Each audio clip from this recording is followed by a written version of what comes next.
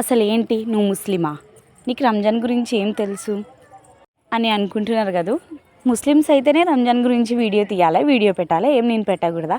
అందుకే నాకు తెలిసిన కొన్ని విషయాలు అయితే నేను మీతో షేర్ చేసుకున్నాలని రంజాన్ గురించి వీడియో పెడుతున్నానండి.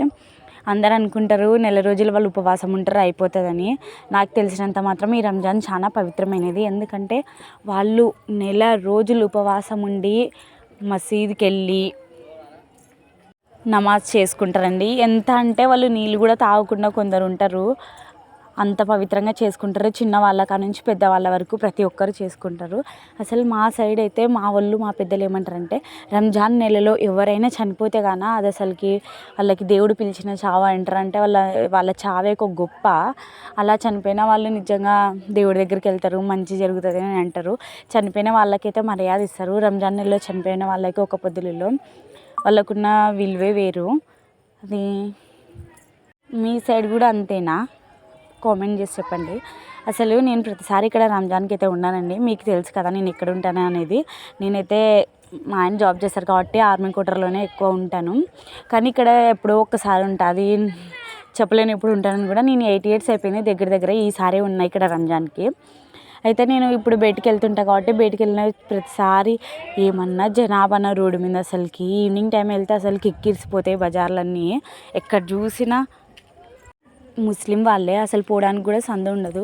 అసలు వాళ్ళ కోసం అని ఫుడ్ కూడా చాలా వెరైటీస్ అయితే బజార్లో పెట్టినారు. చాలా అంటే చాలా సమోసాలు, పునుగులు, స్నాక్స్తో కలిపి బిర్యానీ, హలీం చాలా అంటే చాలా పెట్టినారు. మీలో హలీం ఎవరైనా తిన్నారా? తింటే కామెంట్ చేయండి. ఎక్కడ చూసినా హలీం అయితే ఇక్కడ పెట్టినారు. ప్రజెంట్ అయితే కర్నూలు, హైదరాబాద్ అయితే నేను చూసినంత వరకు. మీ సైడ్ ఉందే హలీం? అయితే హలీం ఒక్కటే కాదండి, వాళ్ళ కోసం చాలా రకాల స్వీట్స్ కూడా ఉన్నాయి ఇప్పుడు. అవి కూడా చాలా ఫ్రెష్గా ఈ నెలలో బాగా ఎక్కువ గిరాకీ జరుగుతుందని ప్రతి వ్యాపారస్తులకి అన్నీ కూడా ఫ్రెష్గా దొరుకుతాయి. ఇక్కడ పండ్లు కూడా బాగానే అమ్మడిపోతాయి. ఎందుకంటే వాళ్ళు ఉపవాసాలలో ఫ్రూట్స్ తిన్నారు అనుకుంటా, కానీ నమాజ్ అయిపోయిన తర్వాత తింటారేమో, నాకు తెలిసినంత వరకు చెప్తున్నా. కానీ వ్యాపారం చేసుకునే ప్రతి ఒక్కరికి ఈ నెల అయితే బాగా అచ్చుబాటు వస్తుంది. అది నేను చెప్పాలనుకునేది. చాలానే వాళ్ళకి గిరాకీ. ఎందుకంటే మేము మెంతంకూర వ్యాపారంలో కాబట్టి ఆకుకూరలు అమ్ముకునే వాళ్ళం.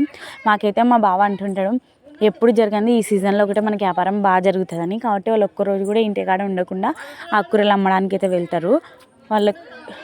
అది అయితే మళ్ళీ ఇప్పుడైతే ఇక్కడ నేనైతే స్వీట్ షాప్ అయితే ఫస్ట్ టైం అండి నేను స్వీట్ షాప్కి ఇలా వెళ్ళి చూడడం. ఇంత పెద్ద స్వీట్ షాపు అంటే ఇక్కడ మొత్తం ఆర్డర్లు వస్తాయి చేసి వీళ్ళు కర్నూలు మొత్తంలో షాప్లకు షిఫ్టింగ్ చేస్తారన్నమాట.